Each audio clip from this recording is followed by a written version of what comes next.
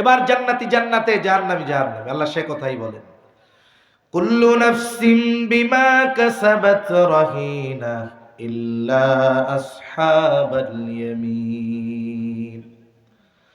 আল্লাহ তাআলা বলেন প্রত্যেকটা মানুষ তার কর্মের কারণে আবদ্ধ থাকবে। মূল কথা হলো মানুষ যারা বাম হাতে আমলনামা পেয়েছে তারা তাদের পাপের কারণে জাহান্নামের মধ্যে আবদ্ধ থাকবে। ইল্লা আসহাবাল ইয়ামিন, তবে যারা ডানপন্থী, যারা ডান হাতে আমলনামা পেয়েছে তারা নয়, এরা তো জান্নাতি।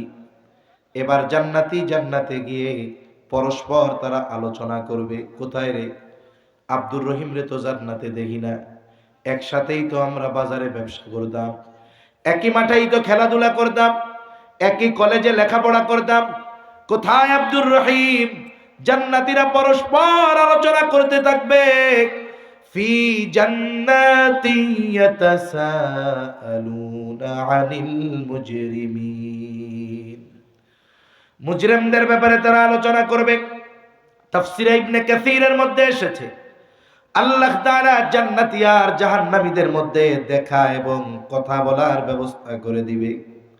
জান্নাতি জাহান্নামীকে দেখবে, জাহান্নামী জান্নাতীকে দেখবে। জান্নাতি যখন জাহান্নামের দিকে তাকায় দেখবে, আরে ওই জাহান্নামের মধ্যে তার অনেক পরিচিত জন, প্রিয়জন আগুনের মধ্যে পুড়তেছে। এই দৃশ্য দেখে জান্নাতি আল্লাহর দরবারে শুকরিয়া আদায় করে বলবে, আল্লাহ আপনি যদি আমার উপরে দয়া না করতেন হয়তো আজকে আমাকেও ওর মতো জাহান্নামে পোড়া লাগতো। যেমন আমরা প্রথমেই কিছুই ছিলাম না, একটা সময় আমাদের অতিবাহিত হয়েছে, আমাদের অস্তিত্ব বলে কিছুই ছিল না। আল্লাহ তাআলা বলেন, হাল আতা আলাল ইনসানি হিনুম মিনাদ দাহরি লাম ইয়াকুন শাইআম মাযকুরা। আল্লাহ তাআলা বলেন প্রতিটা মানুষ কি এমন কিছু কাল, এমন কিছু সময় অতিক্রম করে নাই যে তার উল্লেখ করার মতো কিছুই ছিল না। আসলেও তো আমাদের কিছুই ছিল না। একটা সময় এই সুন্দর দেহটা আমাদের ছিল না, আর একটা সময় তো রূহের অস্তিত্ব ছিল না।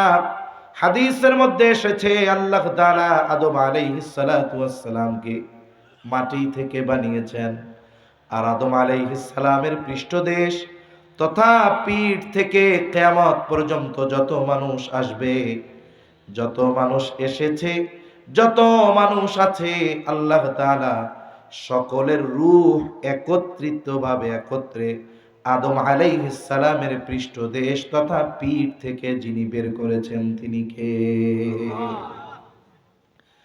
তাহলে আমরা প্রথমে ছিলাম আলমে আরওয়াহ, রূহের জগতে। কোন জগতে ছিলাম? জোরে কোন? রূহের জগতে। ওখান থেকে আল্লাহ তাআলা দীর্ঘকাল পর আমাদেরকে পাঠিয়েছেন মায়ের পেটে, বলে ওইটা হলো আলমে বতন। ওখান থেকে আমরা এসেছি একটা দেহর সাথে সম্পৃক্ত হয়ে, যেই জগতে, এই জগতের নাম হলো আলমে দুনিয়া। এই দুনিয়ায় রূহ আর দেহের সাথে একটা সমন্বয় ছিল দীর্ঘকাল। এই জন্য একটা সময় রূহ থেকে, যখন দেহ থেকে রূহকে আবার বিচ্ছিন্ন করা হলো, দেহর আর কোনো দাম নেই, এটাকে মাটির সাথে পুঁতে দেওয়া হলো, মাটিতে দাফন করে দেওয়া হলো। এরপরে রূহ চলে গেল আর এক জগতে, সেই জগতের নাম হলো আলমে বরজখ, লোকচক্ষুর অন্তরালে এক জগৎ। বলে ওই জগতে রূহের হালত কেমন হবে, অবস্থা কেমন হবে? বলে দুনিয়ার জগতে যারা আল্লাহ তাআলার আদেশ নিষেধ মেনে চলেছে, ওই মানুষগুলো আলমে বরজখের মধ্যে শান্তিতে থাকবে। হাদিসের মধ্যে এসেছে তাদের কবর হয়ে যাবে রাউদাতুম মিন রিয়াদিল জান্নাহ, কবরটা হয়ে যাবে জান্নাতের বাগান। আবার এই দুনিয়ায় যেই মানুষগুলো নিজের খেয়াল খুশি মতো চলেছে, মনে যা চেয়েছে তাই করেছে, মনে যা চেয়েছে তাই করেছে, আল্লাহর হুকুম মানে নাই, নবীর আদেশ মতো চলে নাই, বলে তাদের জন্য আলমে বরজখ এটা হয়ে যাবে জাহান্নামের একটা গর্তের মতো। বলে আলমে বরজখে শান্তির পরিমাণ কত আর কষ্টের পরিমাণ কত। হাদিসের মধ্যে এসেছে, লম্বা হাদিস, যখন কোনো ব্যক্তিকে কবরে রাখা হবে আল্লাহ তাআলার পক্ষ থেকে যখন ওই ব্যক্তির জন্য তিনটা প্রশ্ন হাদিসের মধ্যে এসেছে নির্ধারিত করা, আল্লাহর নির্দেশে ফেরেশতা চলে আসবে কবরে, তিনটা করে প্রশ্ন করা হবে। মার রব্বুক ওয়া মা দীনুক, আরেক বর্ণনায় আসছে ওমান নাবিয়ুক, আরেক বর্ণনায় আসছে নবীকে দেখায় বলা হবে মা হাযার রাজুলুল্লাযী বুইসা ফীকুম, এই ব্যক্তিকে যাকে তোমাদের কাছে প্রেরণ করা হয়েছিল। এই তিন প্রশ্নের জবাব যে দিতে পারবে সে পরীক্ষায় পাস। আল্লাহ তাআলার পক্ষ থেকে ঘোষণা আসবে সাদাকা আবদি সাদাকা আবদি ফাফরিশুহু মিনাল জান্নাহ ওয়ালবিসুহু মিনাল জান্নাহ ওয়াফতাহু লাহু বাবান ইলাল জান্নাহ। নবীজি বলেন তার ব্যাপারে ঘোষণা আসবে আল্লাহর পক্ষ থেকে, আমার বান্দা সত্য বলেছে, আমার বান্দা সত্য বলেছে। ফাফরিশুহু মিনাল জান্নাহ, তার কবরের মধ্যে জান্নাতের বিছানা বিছায়া দাও। ওয়ালবিসুহু মিনাল জান্নাহ, তাকে জান্নাতের পোশাক এনে পরায়া দাও। ওয়াফতাহু লাহু বাবান ইলাল জান্নাহ, বলে তার কবরের সাথে জান্নাতের সাথে একটা দরজা খুলে দাও। নবীজি বলেন তার কবরকে এতটা বিস্তৃত করে দেওয়া হবে, তার দৃষ্টিসীমা যত দূরে যায় তত দূর পর্যন্ত তার কবরকে বিস্তৃত করে দেওয়া হবে। বলে এগুলো আমরা দেখি না কেন? বলে নবী জানায় দিয়েছেন ওই জগৎটা হলো লোকচক্ষুর অন্তরালের জগৎ। ওই জগতের কোনো কিছু দেখার মতো যোগ্যতা আল্লাহ মানুষকে দেন। আবার এই তিন প্রশ্নের জবাব যারা দিতে পারবে না এরা তো পরীক্ষায় ফেল, বলবে লা আদ্রি, আমি কিছুই জানি না। আল্লাহ তাআলার পক্ষ থেকে ঘোষণা আসবে কাযাবা আবদি কাযাবা আবদি ফাফরিশুহু মিনান নার ওয়ালবিসুহু মিনান নার ওয়াফতাহু লাহু বাবান ইলান নার। একে জাহান্নাম থেকে আগুনের বিছানা এনে এর কবরের মধ্যে বিছায়া দাও, আগুনের পোশাক এনে একে পরায়া দাও। সাথে সাথে জাহান্নামের সাথে তার কবরের সাথে একটা দরজা খুলে দাও। নবীজি বলেন তার কবরকে এত সংকীর্ণ করে দেওয়া হবে, দুই দিকের মাটি তাকে এমন ভাবে চাপ দিবে যে এক পাজরের হাত অপর পাজরের মধ্যে ঢুকে যাবে। আবার আর এক হাদিসের মধ্যে এসেছে আলমে বরজখে মানুষের দুনিয়ার পাপের ভিন্নতায় শাস্তিরও ভিন্নতা থাকবে। এখন শাস্তির পরিমাণ এত, ওই আলমে বরজখে যার শাস্তি ও মনে করবে এটাই মনে হয় জাহান্নাম। ফেরেশতারা বলবে না এটা জাহান্নাম নয়, বরং তোমাকে যেই শাস্তি দেওয়া হচ্ছে জাহান্নামের শাস্তির তুলনায় এটা কোনো কিছুই নয়। বলে এর চাইতে কল্পনাতীত শাস্তি তোমাকে দেওয়া হবে কিয়ামতের পর জাহান্নামে। এইবার লোকটা জাহান্নামের শাস্তির খবর শুনে এতটা ভীত সন্ত্রস্ত হয়ে যাবে, ও আল্লাহর কাছে বলতে থাকবে আল্লাহ কখনোই যেন কিয়ামত কায়েম না হয়। আর যেই ব্যক্তি আলমে বরজখে শান্তিতে থাকবে ও মনে করবে এটাই মনে হয় জান্নাত। ফেরেশতারা তাকে বলবে না না এটা জান্নাত নয়, বরং জান্নাতের নাজ নেয়ামতের তুলনায় এটা কোনো কিছুই না। তোমাকে তো তোমার আসল জান্নাত দেওয়া হবে কিয়ামতের পরে, যেখানে কল্পনাতীত নেয়ামত আল্লাহ তাআলা তোমার জন্য রেখে দিয়েছে। এইবার লোকটা আল্লাহর কাছে বারবার বলতে থাকবে আল্লাহ যত দ্রুত সম্ভব কিয়ামত কায়েম করেন, আমি আমার অনন্তকালের চূড়ান্ত বাসস্থান জান্নাতে চলে যেতে চাই। তাহলে ঘুম আসতেছে নাকি? তাহলে দেখেন আলমে বরজখে আযাবের তীব্রতা কত। একজন মনে করবে যে জাহান্নাম মনে হয় এটাই, কারণ এর চাইতে কঠিন শাস্তি আর হতে পারে না। এই আলমে বরজখে আমাদের সবার থাকতে হবে দীর্ঘকাল, তবে অনন্তকাল নয়। কতকাল আমরা থাকব এর কোনো সুনির্দিষ্ট মেয়াদকাল জানা যায় না। তবে তাফসীরের মধ্যে এসেছে এই পৃথিবী থেকে সর্বশেষ যেই ব্যক্তি মারা যাবে ওই ব্যক্তি কমপক্ষে 40,000 বছর আলমে বরজখে থাকবে। সুবহানাল্লাহ। আমরা দীর্ঘকাল ব্যাপী ওই আলমে বরজখে থাকব। সিংহায় ফুৎকারের মাধ্যমে আলমে বরজখের অবস্থান কাল শেষ হবে। কোরআনুল কারীমের মধ্যে আল্লাহ তাআলা বলেন, ওয়ানুফিখা ফিস-সূরি ফাসা'iqa মান ফিস-সামাওয়াতি ওয়া মান ফিল আরদ ইল্লা মান শাআল্লাহ সুম্মা নুফিখা ফীহি উখরা فإذا هم قيام ينظرون। আল্লাহ রাব্বুল আলামিন বলেন, প্রথমবার সিংহায় যখন ফুৎকার দেওয়া হবে, সিংহায় ফুৎকারের আওয়াজ এত তীব্র হবে, বলে ওই আওয়াজ সময়ের সাথে সাথে বাড়তে থাকবে, আওয়াজ এত বেশি হবে। আল্লাহ তাআলা বলেন, ফাসা'iqa মান ফিস সামাওয়াতি ওয়া মান ফিল আরদ, আসমান জমিনের মাঝে যত প্রাণী আছে, যত প্রাণ আছে, সবাই সিংহার ফুৎকারের আওয়াজে অজ্ঞান হয়ে যাবে। তাফসীরের মধ্যে এসেছে প্রথমে অজ্ঞান হবে, এরপরে তারা মারা যাবে। বলে তারা ছাড়া, কারা ছাড়া? বলে আল্লাহ তাআলা যেগুলো চান সেগুলো ছাড়া সকল প্রাণীর মৃত্যু সংগঠিত হবে।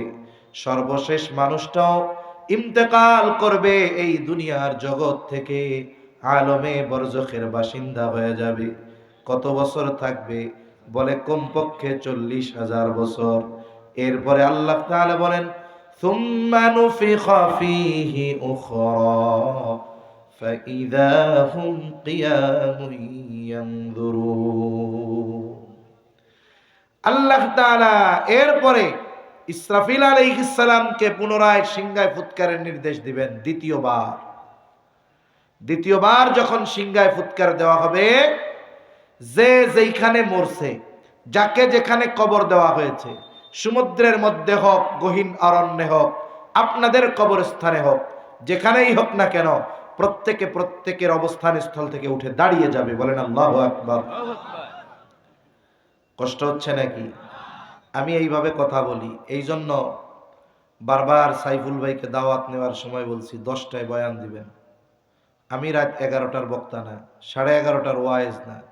আমি ওয়াজ করতে করতে আমি ঘুমাই যাই, তাইলে আমি কি বেশি রাত্রে ওয়াজ করা পাবলিক? এজন্য আমারে লাস্টে আইনা টাইনা দিল কোন সময়? বলে প্রায় 11:15টার সময়। এটা ঠিক না। আমি তো আমার ওজোর আগের থেকে বলে দিছি যে ভাই আমি গভীর রাত্রে কথা বলতে পারি না, আমাকে দিবেন আগে। আমি কথা বলি ঠান্ডা কথা, এতে শ্রোতার ঘুম চলে আসার সম্ভাবনা বেশি। কিন্তু আপনাদের কি ঘুম আসতেছে নাকি? তাকবীর দেন, নারায়ে তাকবীর, মাশাআল্লাহ। মনোযোগী শ্রোতা অল্প হইলেও ভালো, জিমাইন্না শ্রোতা বড় দরকার নেই।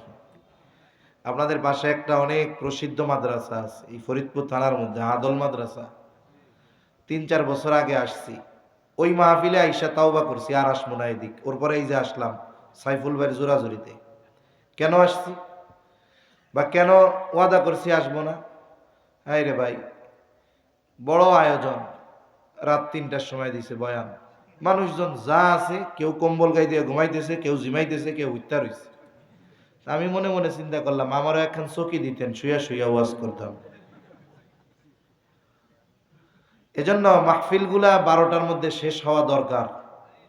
কারণ রাত বেশি হইলে বেনামাজির টেনশন নাই, টেনশন নামাজির, ঠিক কিনা কোন? অনেক মাহফিলে দেখছি রাত 1টার সময় বক্তা কয় ওয়াজ চলবে, লাফাইয়া কতজন কয় চলবে, কয় কতক্ষণ, কয় সারা রাত। খেয়াল করলে দেখা যাবে যে কেউটা কইছে সারা রাত, ওর একটাও ফজরের নামাজ পড়ে না, ঠিক কিনা বলেন? এজন্য মাহফিলগুলো মধ্যরাতে শেষ হয়ে যাওয়া দরকার। তা যাই হোক, আল্লাহ তাআলার নির্দেশে ইসরাফিল আলাইহিস সালাম দ্বিতীয়বার সিংহায় ফুৎকার দিলে আবার আমরা সবাই হাসরের ময়দানে উঠে যাব। আমি লম্বা কথা একেবারে সংক্ষিপ্ত সারে বলার চেষ্টা করতেছি। দেখেন হাসরের ময়দানে আমাদের অবস্থা কেমন হবে। মাঝে মধ্যে বৈশাখ মাসে এই দৃশ্যগুলো দেখা যায়। আপনি মনে করেন জমিনের মধ্যে কাজ করতেছেন, প্রখর রোদ, পুরা আকাশ পরিষ্কার, হঠাৎ করে মুহূর্তের ভিতরে 10 মিনিটের মধ্যে গোটা আকাশ অন্ধকার মেঘে ছেয়ে যায়। হয় কি হয় না বলেন তো? 10 মিনিট আগে রোদের মধ্যে আপনার মনের অবস্থা যেমন ছিল, যখন গোটা আকাশ মেঘাচ্ছন্ন হয়ে গেল, ভর দুপুরে মনে হচ্ছে সন্ধ্যা নেমে এসেছে, বলেন তো ওই আবহাওয়া যখন হয়ে যায় 10 মিনিটের মধ্যে, মনের মধ্যে এক ধরনের আতঙ্ক কাজ করে কি করে না? এই বুঝি কাল বৈশাখী ঝড় উঠে, না জানি বজ্রপাত হয়, না জানি আমি বাড়ি পৌঁছাইতে পারি কিনা আল্লাহ জানে। তাহলে অনেক সময় মানুষ অবস্থা পর্যবেক্ষণ করে ভীত হয়ে যায়। মানুষ যখন কিয়ামতের ময়দানে উঠবে, ওঠার পরে বিচার কার্য কিছুই শুরু হয় নাই, কাউকে জাহান্নামেও দিয়ে দেওয়া হয় নাই। বলে হাসরের ময়দানে উঠে অবস্থা পর্যবেক্ষণ করে, ওয়েদার দেখে, আবহাওয়া দেখে মানুষ এতটা ভীত সন্ত্রস্ত হয়ে যাবে, নবীজি বলেন, হাদিসের মধ্যে আসছে, কিয়ামতের ময়দানে সকলে বিবস্ত্র অবস্থায় উঠবে, কারো গায়ে কোনো পোশাক থাকবে না, একেবারে বিবস্ত্র অবস্থায় উঠবে। আয়েশা সিদ্দিকা রাদিয়াল্লাহু তাআলা আনহা জিজ্ঞাসা করেন, ইয়া রাসূলুল্লাহ, মানুষেরা কি লজ্জা পাবে না? একজন কি আর একজনের দিকে তাকাবে না? নবীজি বলেন, আয়েশা, মানুষ এতটা ভীত সন্ত্রস্ত থাকবে যে একজন আর একজনের দিকে তাকানোর বিষয়টা চিন্তাও করবে না। কিয়ামতের ময়দানে মানুষের চিন্তাধারা কেমন হবে, অবস্থা কেমন হবে? বলে সকলে নিজের নাজাতের চিন্তায় বিভোর থাকবে। দুনিয়ায় যেই পিতা পরিশ্রম করার পরে সন্তানের চেহারা দেখলে তার ক্লান্তি দূর হয়ে যাইত। অনেক মানুষ আছে বিদেশে থাকে, অনেকে আছে ঢাকায় থাকে, 14, 15, 16, 18 ঘন্টা ডিউটি করবার পর বাসায় এসে যখন মোবাইলে ফোন দেয়, ভিডিও কলে ফোন দেয়, স্ত্রীকে বলে, আমার সন্তানটা কোথায়, একটু দেখাও। এইবার যখন ওই বাবা বিদেশ থেকে অথবা ঢাকা থেকে তার 1 বছর 2 বছরের সন্তানের চেহারাটা দেখে, মুহূর্তের ভিতরে বিগত 18 ঘন্টার কষ্ট নিমেষেই তার থেকে দূর হয়ে যায়। ঠিক কিনা বলে? তার দিলটা প্রশান্তি লাভ করে। তাহলে দুনিয়াতে মানুষ আত্মার শান্তি লাভ করার জন্য সন্তান, স্ত্রী, মা বাবার চেহারা দেখে, পেরেশানি দূর করার জন্য। কিয়ামতের ময়দানে পেরেশানি দূর করার জন্য মা বাবার চেহারা দেখতে চাইবে না, বরং ওই দিন মা বাবা, স্ত্রী, সন্তানের চেহারা দেখাটা তার জন্য আরো বেশি চিন্তার কারণ হবে। আল্লাহ তাআলা সেই দিনের অবস্থা তুলে ধরে কুরআনুল কারীমের সূরা আবাসার মধ্যে বলেন, ইয়াউমা ইয়াফিরুল মারউ মিন আখিহি ওয়া উম্মিহি ওয়া আবিহি ওয়া সাহিবাতিহি ওয়া বানিহি লিকুল্লি ইমরিইম মিনহুম ইয়াউমাইযিন শা'নুন ইউগনি। আল্লাহ তাআলা বলেন, কিয়ামতের দিন ভাই ভাইয়ের থেকে পলায়ন করবে, ওয়া উম্মিহি ওয়া আবিহি, পিতামাতার থেকে পলায়ন করবে, ওয়া সাহিবাতিহি ওয়া বানিহি, স্ত্রী সন্তানদের থেকে পলায়ন করবে। কেউ চাইবে না হাসরের ময়দানে তার পিতার সাথে দেখা হয়ে যাক, কেউ চাইবে না স্ত্রী সন্তানের সাথে দেখা হয়ে যাক, এজন্য পালায়া পালায়া থাকবে। শুধু তাই না, তাফসীরের মধ্যে এসেছে মানুষেরা আল্লাহ তাআলার কাছে এমন ভাবেও বলবে, আল্লাহ, সারা দুনিয়ার সব মানুষকে জাহান্নামে দিয়ে হলেও আপনি আমাকে জান্নাত দিয়ে দেন। তাহলে ওই কিয়ামতের ময়দানের ভয়াবহতা কত বেশি, এটা ওই সময় বাস্তবে উপলব্ধি করা যাবে। ঠিক কিনা বলেন? এবার বিচার আচার হবে। বিচার আচারের পরে মানুষেরা দুই দলে বিভক্ত হবে। কয় দলে? জোরে কোন। এ দুনিয়ায় যত দল হোক না কেন, কিয়ামতের দিন সর্বশেষ কয় দল? দুই দল। আল্লাহ তাআলা বলেন, ফারীকুম ফিল জান্নাতি ওয়া ফারীকুম ফিস সাঈর। একটা দল হবে জান্নাতি, আরেক দল হবে জাহান্নামী। জান্নাতি যারা জান্নাতে ঢুকবে, অনন্তকাল জান্নাতি। জাহান্নামীদের মধ্যে দুই শ্রেণীর মানুষ হবে। বলে এক দল হবে অনন্তকাল জাহান্নামী, আরেক দল হবে ক্ষণস্থায়ীভাবে জাহান্নামী। তাদের মধ্যে ঈমান আছে, কিন্তু দুনিয়ায় পাপাচার অনাচারে লিপ্ত থাকার কারণে শাস্তি ভোগ করার জন্য জাহান্নামে যাওয়া লাগবে। এইবার জান্নাতি জান্নাতে, জাহান্নামী জাহান্নামে। জান্নাতি হাসরের ময়দানে কাউকে চিনতে চাইবে না, কিন্তু জান্নাতে যাওয়ার পরে কাউরে ভুলবে না। বলে দুনিয়ায় একদিনও যার সাথে তার সাক্ষাৎ হয়েছিল, জান্নাতি জান্নাতে গিয়ে তাকেও খুঁজতে থাকবে। বলেন তো, জান্নাতি জান্নাতে গিয়ে পরিচিত সবাইকে খুঁজবে ঠিক, কিন্তু জান্নাতের মধ্যে জান্নাতি তার পরিচিত সবাইকে খুঁজে পাবে নাকি? সবাইকে খুঁজে পাবে না, কারণ তার অনেক পরিচিত বন্ধু বান্ধব আত্মীয় স্বজন জাহান্নামের বাসিন্দা হয়ে যাবে। ঠিক কিনা কন? এই কথাগুলোই বলে আল্লাহ তাআলা, আমি আমার মূল আয়াতের দিকে যাব, যে কথা বলা আমার উদ্দেশ্য। মূল কথা বলতে বেশি সময় লাগবে না, এজন্য আপনারাও বেশি চিন্তিত হবেন না, কষ্ট নেবেন না। আমিও অসুস্থ মানুষ, দীর্ঘ রাত আমিও করব না, এজন্য একটু সবরের সাথে শোনা যাবে তো ইনশাআল্লাহ। আশা করি জীবন পরিবর্তনের কাজে লাগতেও পারে। আসলে আমি গতানুগতিক দ্বারার ওয়াজ করতে পারি না, আমি কোরআন সুন্নাহর আলোকে কথা বলি।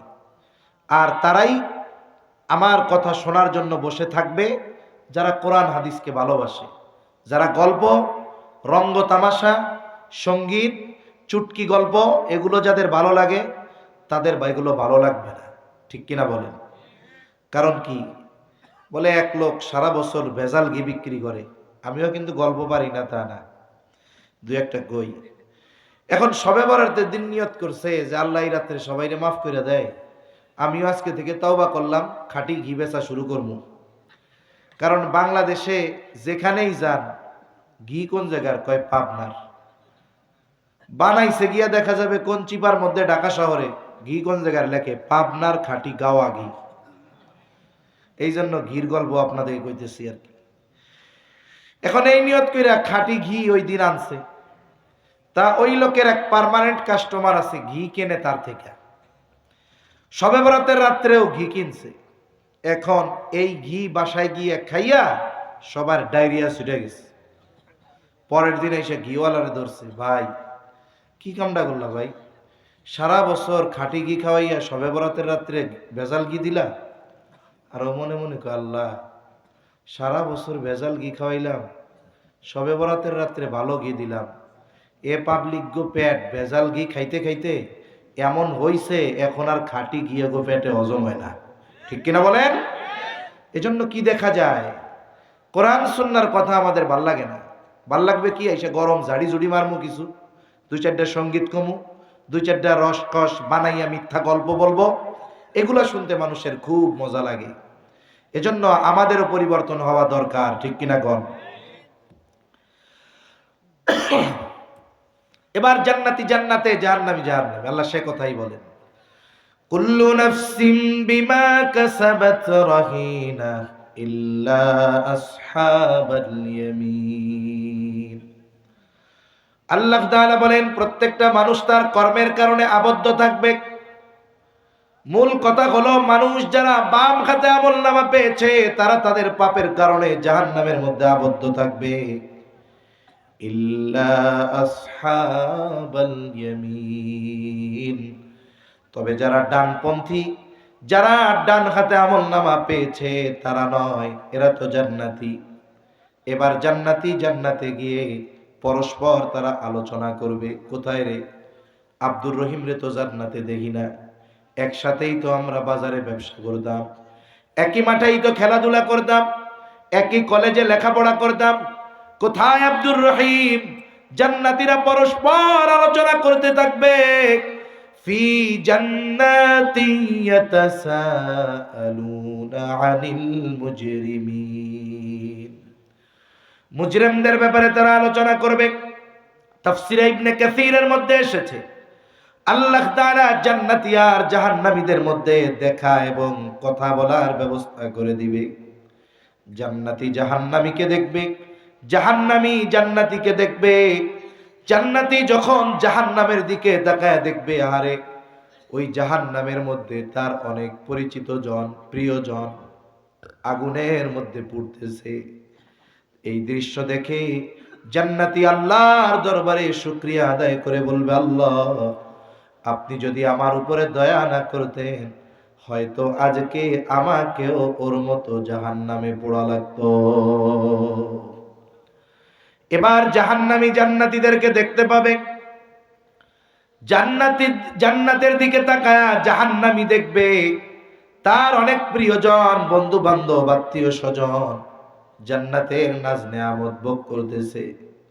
এটা দেখে সে আফসোস করবে, আরে দুনিয়ায় তো ওর সাথে খেলাধুলা করতাম, কিন্তু নামাজের সময় যখন বলতো যে বন্ধু চলো নামাজটা পড়ে এরপরে বাকি খেলাধুলা করব, তখন বলতাম তুমি যাও পরে পড়মুনে। আহারে ওই দিন যদি ওর সাথে মসজিদে যাইতাম, হায়রে গানের অনুষ্ঠানে যাইতে চাইতাম, বন্ধু বলতো যাইও না। ওই দিন যদি ওর কথা শুনতাম, তাফসীর মাহফিলে যাওয়ার জন্য ডাকতো, ওর সাথে যাইতাম না। আহারে যদি সেই দিন এই দিনই মাহফিল গুলাই যাইতাম, তাহলে আজকে আমিও হয়তো ওর সাথে জান্নাতে থাকতে পারতাম। এই যে দুনিয়ার কিছু কর্মের জন্য সে আফসোস করবে, তার এই আফসোস তার কষ্ট বৃদ্ধির কারণ হয়ে যাবে। কারণ আফসোসের কারণে মানুষের কষ্ট বাড়ে। এবার কথোপকথনের ব্যবস্থা আল্লাহ তাআলা করে দিবেন। জান্নাতীরা পরস্পর এই মুজরিম পাপীদের কাছে জানতে চাইবে, ফি জান্নাতি ইয়াতাসাআলুনা আনিল মুজরিমিন। জান্নাতীরা পরস্পর মুজরিম পাপী তথা জাহান্নামীদেরকে জিজ্ঞাসা করবে, মা সালাকাকুম ফি সাকার, কোন কারণে তোমরা সাকারের অধিবাসী হইলা? কেন তোমরা জাহান্নামের অধিবাসী হইলা? জান্নাতীরা জাহান্নামীদের প্রশ্ন করবে, কেন তোমরা জাহান্নামী হইলা? তোমরা জাহান্নামী হওয়ার কারণ কি? আল্লাহ রাব্বুল আলামিন আমাদেরকে এই কথাগুলো আগের থেকে জানায় দেন। জান্নাতীদের এই প্রশ্নের জবাবে জাহান্নামীরা তাদের জাহান্নামে যাওয়ার 4টা কারণ বলবে। কয়টা কারণ? জোরে বলেন কয়টা? 4টা। 10 মিনিটের মধ্যে শেষ হয়ে যাবে ইনশাআল্লাহ। 4 কারণ বলবে। এই 4 কারণ নিয়েই আমরা একটু কথা কইয়া শেষ করে দিব। 1 নাম্বার কারণ, জাহান্নামীরা বলবে যে তারা কেন জাহান্নামে। 1 নাম্বার তারা বলবে, ক্বালু লাম নাকু মিনাল মুসাল্লিন। 1 নাম্বার কারণ, আমরা মুসল্লি ছিলাম না। জাহান্নামে যাওয়ার 1 নাম্বার কারণ কি? মুসল্লি না হওয়া। কি জোরে বলেন? মুসল্লি কারে কয়? সপ্তাহে 1 দিন মসজিদে গিয়ে হাজিরা দিলে সে মুসল্লি না।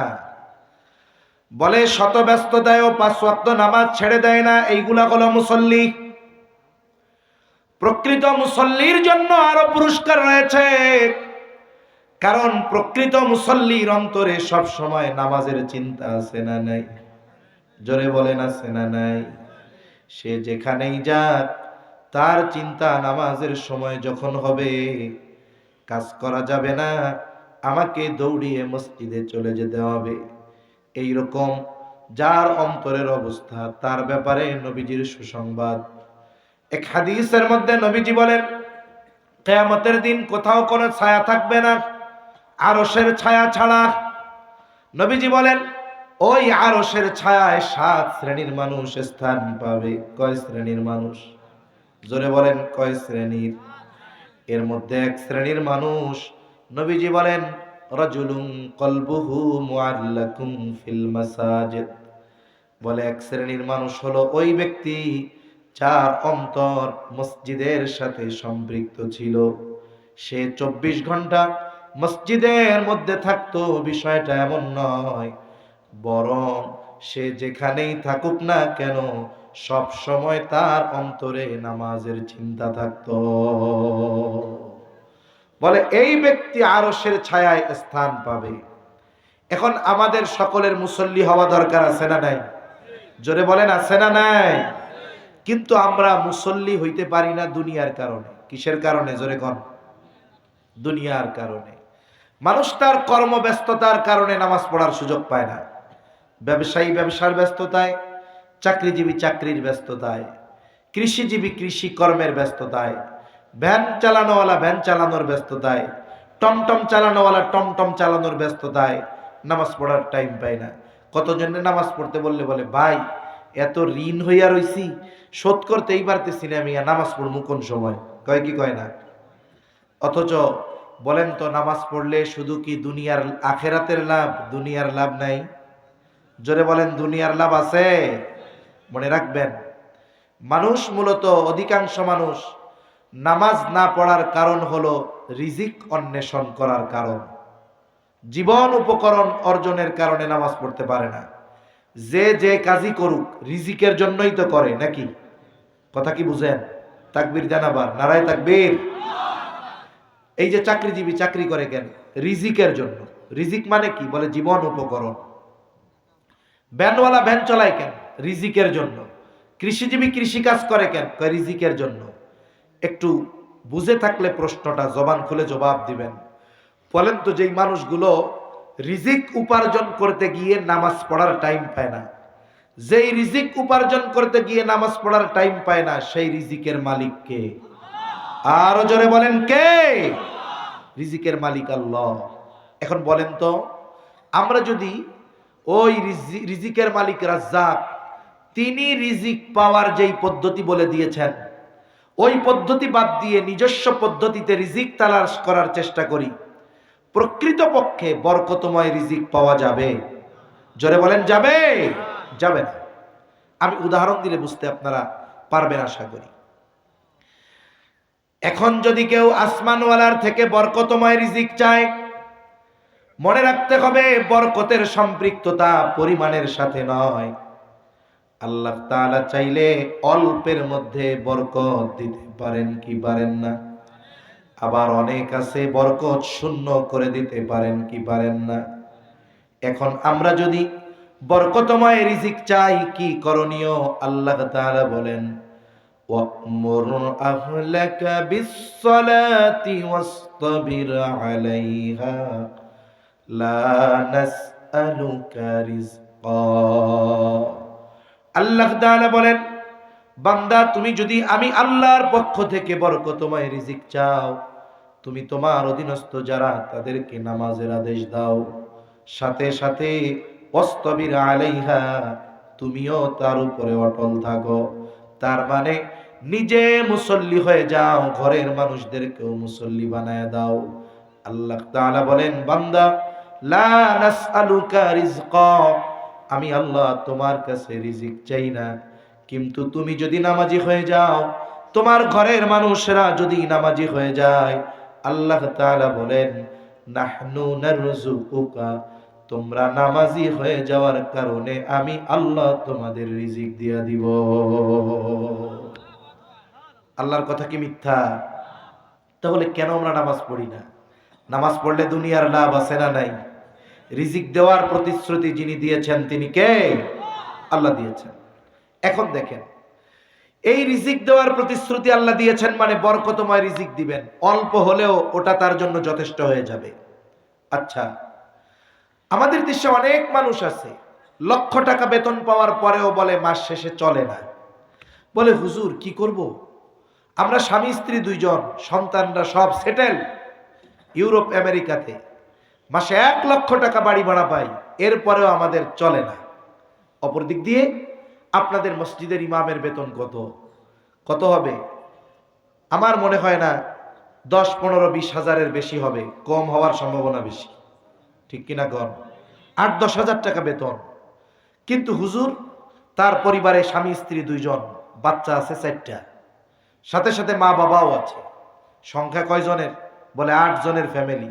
বেতন কত? 10,000। চলা তো অসম্ভব, এরপরেও আল্লাহ চালায় নেয়, ঠিক কিনা কন? কেন চলে? চলার একটা কারণ আছে। কোন ইমামের ঘরে তার মা বাবা বেনামাজি হয় না, কোন ইমামের স্ত্রী বেনামাজি হয় না। আরে ইমামের ঘরে 2 বছরের ছোট বাচ্চাটাও ইমামের সাথে সেজদা দেয়। মনে রাখতে হবে, ইমাম সাহেব যেমন নামাজি, ঘরের মানুষগুলো নামাজি হয়ে যাওয়ার কারণে বেতন অল্প হলেও ওই অল্প বেতনে বরকত যিনি দেন তিনি কে?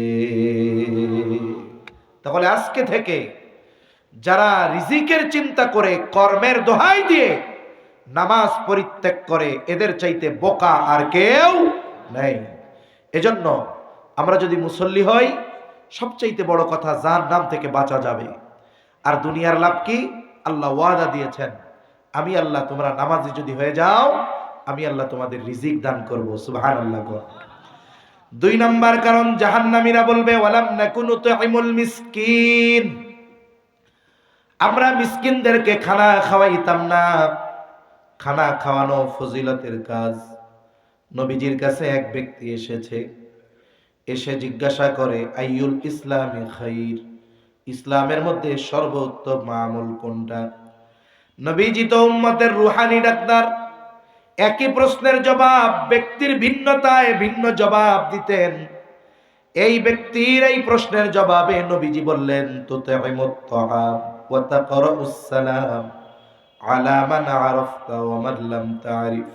নবীজি বলেন, তুমি মানুষকে খানা খাওয়াইবা আর পরিচিত অপরিচিত সবাইকে বেশি বেশি সালাম দিবা। এখানে নবীজি খানা খাওয়ানোর কথা বলে কোনো ক্লাসিফিকেশন করেন নাই, স্তর বিন্যাস করেন নাই। স্বাভাবিকভাবে কোন দরিদ্র মানুষ সে যদি কোনো কোটিপতিকে আল্লাহর সন্তুষ্টির জন্য খানা খাওয়ায়, বলেন তো এই খানা খাওয়ানোর বিনিময়ে সে সওয়াব পাবে কি পাবে না? খাওয়াইতে হবে কার জন্য? একজন কোটিপতি যার খাবারের প্রয়োজন নাই, তাকে যদি আল্লাহর জন্য খানা খাওয়াইলে সওয়াব হয়, তাহলে যার খাবারের প্রয়োজন, ক্ষুধার্ত, বলেন তাকে খানা খাওয়াইলে সওয়াব বেশি না কম? দ্বিগুণ সওয়াব হয়। কয় গুণ? 1 নাম্বার, সে তো দরিদ্র, স্বাভাবিকভাবে খানা খাওয়ানোর সওয়াব। 2 নাম্বার, খাবারটা তার প্রয়োজন ছিল, প্রয়োজন, এই জন্য খানা খাওয়ানোর দ্বারা তার প্রয়োজন মেটানো হয়। আর নবীজি বলেন, যখন একজন মুমিন অপর মুমিন ভাইয়ের কোনো প্রয়োজন মিটিয়ে দেয়, এই কারণে আল্লাহ তাআলা ওই ব্যক্তির দুনিয়া আখিরাতের প্রয়োজন মিটিয়ে দেয়। এজন্য অসহায় দরিদ্র গরিব যারা আছে, আমার আপনার অ্যাবিলিটি যতটুকু আছে আমরা তাদেরকে খানা খাওয়াবো। তাহলে কি হবে? আল্লাহর জন্য খানা খাওয়ালে স্বাভাবিকভাবে খানা খাওয়ানোর সওয়াব।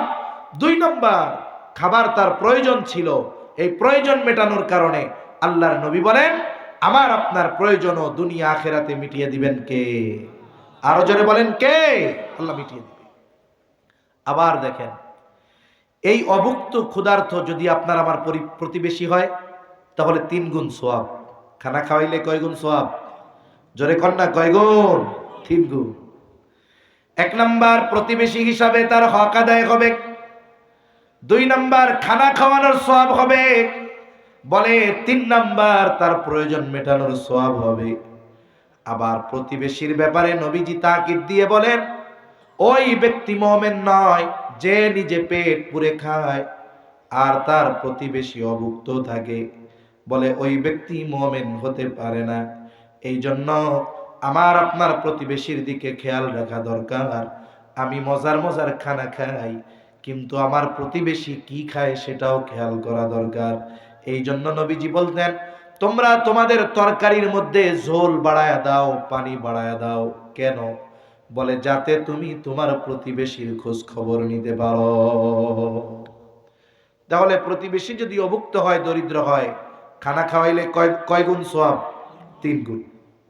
এখন বলেন, আপনার আত্মীয় স্বজন, আপনার ছেলে, আপনার মেয়ে, আপনার ছেলের অলিমা করবেন, আত্মীয় স্বজনকে দাওয়াত দিয়ে খানা খাওয়াইলেন, সওয়াব আছে না নাই?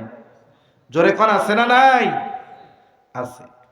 কিন্তু খানা খাওয়াইয়া যদি টেবিল পাইতে বসে থাকেন টাকা নেওয়ার জন্য, ফজিলত আছে না নাই?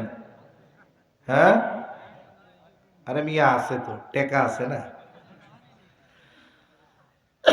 এ কাজ করা যাবে না। যাকেই খানা খাওয়াবো, কার জন্য? সাহাবায়ে কেরাম আল্লাহর জন্য খানা খাওয়াইতেন। কতজন তো এইগুলোর একটা ব্যবসা বানায় নিছে। আমাদের এলাকায় এক হুজুর আছে, ওয়াজ করে, মানে উনি এক গল্প কয়, পোলারে দিছে মুসলমানি। কি দিছে? অনেক জায়গায় আছে মুসলমানি দিলেও মানুষের দাওয়াত কইরা খাওয়ায়, আছে না এরকম? এগুলো শরীয়তে কোনো ভিত্তি নাই, এগুলো গুনাহ হয় বেশি। এখন দাওয়াত দিয়ে খাওয়াইছে, দাওয়াত দিছে, টাকা পয়সা নাই। টাকা পাইব কই? কয়েক সুদখোরের কাছ থেকে টাকা আনছে 2 লাখ। এইবার এটা দিয়ে আইনা মানুষরে খানা খাওয়াইছে। এখন মানুষ এই জামানায় খানা খাইয়া কি 1000 টাকার কম দেওয়া যায়? লজ্জা শরমের ব্যাপার। এখন হিসাব টিসাব কইরা দেখে, ইনভেস্ট করছি 2 লাখ, টাকা উঠছে 4 লাখ, লাভ কত? আরেকজন জিজ্ঞাসা করে, কাকা ব্যবসা কেমন হইল? কই ভালোই হইছে। কই ভুল হয়ে গেছে, আমারটাও আগে আগে নিয়ে নিছি, নাইলে আমারটা দিয়েও তো আরেক ব্যবসা করা যেত। এই ধরনের দাওয়াত দিয়ে ডাকাতি করে নেওয়ালা লোক সমাজে আছে না নাই? মনে রাখবেন, এক মুসলমান যদি অপর মুসলমানকে দাওয়াত দেয়, যেতে হবে, এটা হক। কিন্তু যদি আপনি নিশ্চিত হন এই দাওয়াত দিচ্ছে শুধুমাত্র আন্তরিকতার সাথে নয়, এখানে এটারও বিষয় আছে, ওই দাওয়াতে না গেলে কোনো গুনাহ হবে না। সাহাবায়ে কেরাম আল্লাহর জন্য খানা খাওয়াইতেন। তাদের এই গুণটা আল্লাহর কাছে এত পছন্দ হয়েছে, আল্লাহ কোরআনে বলছেন এই গুণের কথা। তারা মানুষকে খানা খাওয়ায় কি বলতো? ইন্নামা নুতঈমুকুম লিওয়াজহিল্লাহি লা নুরিদু মিনকুম জাযাআও ওয়ালা শুকুরা। তারা বলতো, আমরা তোমাদেরকে আল্লাহর জন্য খানা খাওয়াইছি। লা ইন্নামা নুতঈমুকুম লিওয়াজহিল্লাহ লা নুরিদু মিনকুম জাযাআ। এর বিনিময়ে আমরা তোমাদের কাছে কোনো প্রতিদান চাই না। প্রতিদান তো বহুদূর। ওয়ালা শুকুরা, খানা খাওয়ানোর কারণে আমাকে ধন্যবাদও দেওয়া লাগবে না। আমরা খানা খাওয়াইছি আল্লাহর জন্য, এই খানা খাওয়ানোর প্রতিদান যিনি দিবেন তিনি কে? অনেক সময় আমরা এই কাজও করি। আমার প্রতিবেশী গরিব, ওরে সুন্দর মতো খাওয়াইছি। এইবার 2 দিন পরে ওরে আমি একটা কাজের জন্য ডাকছি, এই আমার এই কামটা কইরা দে। এখন ও কয়, না পারবো না। এখন আমি কি কই, 2 দিন আগে তোরে গোশত দিয়া পেট ভইরা ভাত খাওয়াইলাম, আর আজকে আমার কামটা কইরা দিলি না। এরকম কয়ন্য লোক আসেনি নাই? এই যে আপনি উপকার কইরা খুঁটা দিলেন, হাদিসের মধ্যে আসছে, এটা কেমন জানেন? এটা হলো কুকুরের একটা বদ অভ্যাস আছে। কুকুর যখন পেট ভরে খেয়ে ফেলে, হজম করতে পারে না, ও বমি করে দেয়। দেখছেন আপনারা? অনেকে দেখছেন হয়তো, বমি করে, এই বমি আবার খায়।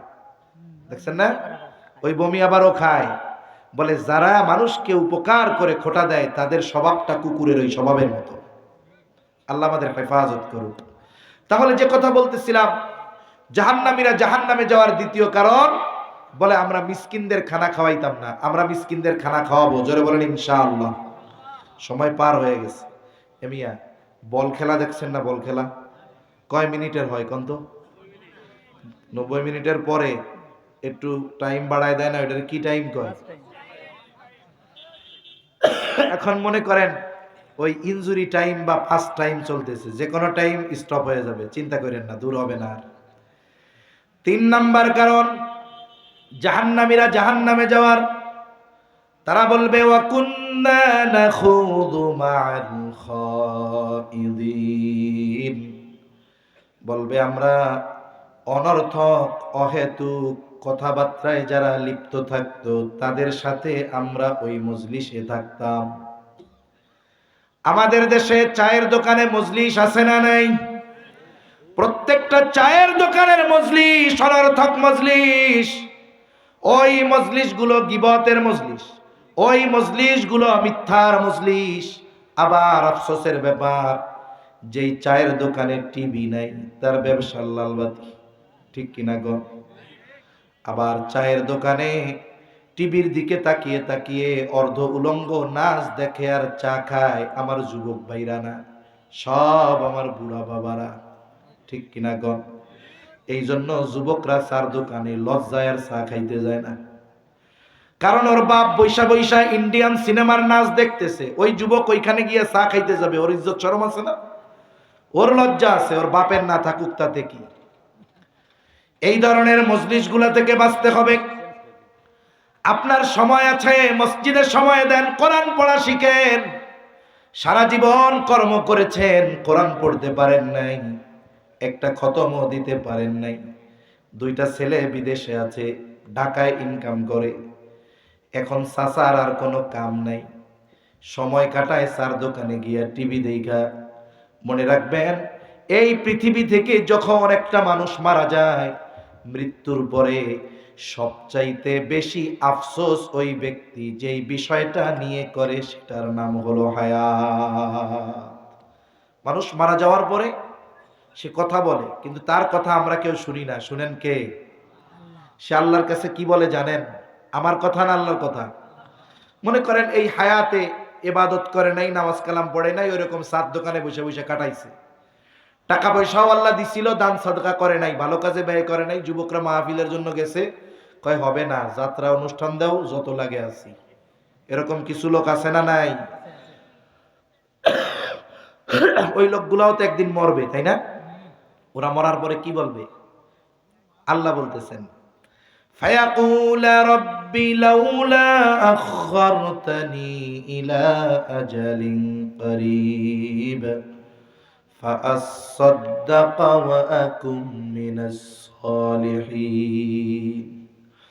আফসোস করে বলবে, ও আমার রব, লাউলা আখরতানি ইলা আজালিন করিব, আমারে যদি সামান্য সময়ের জন্য অবকাশ দেওয়া হইতো, আবার যদি একটু দুনিয়ায় যাওয়ার সুযোগ দিতেন। ও আল্লাহ, আমারে তো অনেক সম্পদ দিয়েছিলেন, আমি ওই সম্পদ থেকে দান সাদকা করতাম। আয় আল্লাহ, আমারে তো অনেক সুযোগ দিয়েছিলেন, নেক কাজ করি নাই, আবার একটু দুনিয়ায় যাওয়ার সুযোগ দেন মালিক, আমি নেক কাজ কইরা ভালো মানুষের অন্তর্ভুক্ত হয়ে যাবো। ও বলবে, ফাআসাদদাকা ওয়া আকুম মিনাস সালিহিন, ও আমার রব, একটু সময় দেন দুনিয়ায় যাওয়ার জন্য, সম্পদ থেকে দান সাদকা করব, ভালো কাজ করে ভালো মানুষের অন্তর্ভুক্ত হয়ে যাব। বলেন তো ওই ব্যক্তি তখন যতই আবেগ নিয়ে আল্লাহ তাআলার কাছে এই ফরিয়াদ করুক না কেন, একটা মুহূর্তের জন্য পুনরায় তাকে দুনিয়ায় ফিরে আসার সুযোগ দেওয়া হবে নাকি? তাহলে যেই বিষয়ের জন্য আফসোস করবে মানুষ মরার পর, সেই হায়াত এখন আমাদের আছে না নাই? আপনি কেন চার দোকানে কাটিয়ে দেন? হে যুবক, কেন তুমি মোবাইল দেখে কাটিয়ে দাও? তুমি এই সময়ের মূল্য এখন বুঝতেছ না। তুমি সময়ের মূল্য বুঝবে যখন সময় থাকবে না, ঠিক কিনা বলেন? এজন্য মুরব্বীদের অনুরোধ করব, এই ধরনের মজলিসগুলো বাদ দিয়ে আপনার মসজিদের ইমামকে বলেন, কোরআন তো পড়তে পারি না, হুজুর শিখাইয়া দেন। ইমাম কি বলবে? দত্তরি মিয়া পারমু না শিখাইতে, এরকম বলবে? বরং আগ্রহের সাথে সে আরো কোরআন শিখাবে। এজন্য আমরা অনর্থক মজলিসে সময় ব্যয় করব না। 4 নাম্বার কারণ বলবে, ওয়া কুন্না নুকাল্লিবু বিয়াউমিদ্দিন, আমরা কিয়ামতের দিবসকে অস্বীকার করতাম। এখানে দুইটা অবস্থা হতে পারে। একটা হলো এক ধরনের মানুষ, তারা কিয়ামতের ব্যাপারে বিশ্বাসী ছিল তবে উদাসীন, কিয়ামতকে বিশ্বাস করত তবে এ ব্যাপারে গাফেল ছিল, তারা দীর্ঘকাল জাহান্নামে থাকবে। কিন্তু যারা কিয়ামতকে অস্বীকার করবে, এশার পরে যে হযরত বয়ান করেছেন, সম্ভবত আব্দুস সামাদ আজাদি সাহেব, তাই না? উনি কালিমা শিখাইছিল, আমানতু বিল্লাহ ওয়া মালাইকাতিহি ওয়া কুতুবিহি ওয়া রুসুলিহি ওয়াল ইয়াউমিল আখিরি ওয়াল কদরি খাইরিহি ওয়া শাররিহি মিনাল্লাহি তাআলা ওয়াল বা'সি বা'দাল মাউত। এই জায়গায় আছে ওয়াল ইয়াউমিল আখিরি, কিয়ামতের উপরেও ঈমান আনা। বলে কেউ যদি পরকালের কোন একটা অংশকে বিশ্বাস করে সে বেঈমান। সে কি বলেন? এই জন্য আখিরাতের উপরে পরিপূর্ণ বিশ্বাস অর্জন করতে হবে। বলে কেউ যদি আখিরাতকে অস্বীকার করে সে বেঈমান, চিরকাল জাহান্নামে থাকবে। কিন্তু আখিরাত বিশ্বাস করে উদাসীন, সে দীর্ঘকাল জাহান্নামে থাকবে। এখন যদি সে কাফের হয় তাহলে তো সে অনন্তকাল জাহান্নামী। এইবার ওই মানুষগুলো বলবে, এভাবে চলছে দুনিয়া, নামাজ পড়লাম না, মিসকিন অসহায়দেরকে খানা দিলাম না, ভালো মজলিস গুলায় বসলাম না, হায়রে কিয়ামতের ব্যাপারে গাফেল ছিলাম।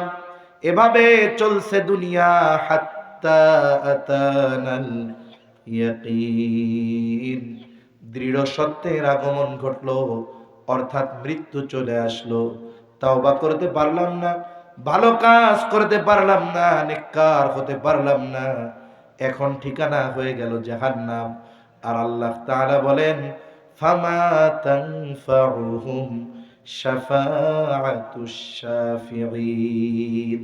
আল্লাহ তাআলা বলেন, বান্দা এই কথাগুলো কোরআনুল কারীমে এত সুস্পষ্টভাবে বলে দেওয়ার পরেও তোমরা যেহেতু নিজেদের মধ্যে পরিবর্তন আনতে পারো নাই, ঠিকানা তোর জাহান্নাম। কোন সুপারিশকারীর সুপারিশ তোমাদের জন্য কবুল করা হবে না। এখন বলেন, কারা কারা জান্নাতে যেতে চাই? হাত উঁচা করেন। কারা জান্নাতে যাইতে চাই? হাত উঁচা করেন। নারায়ে তাকবীর, নারায়ে তাকবীর।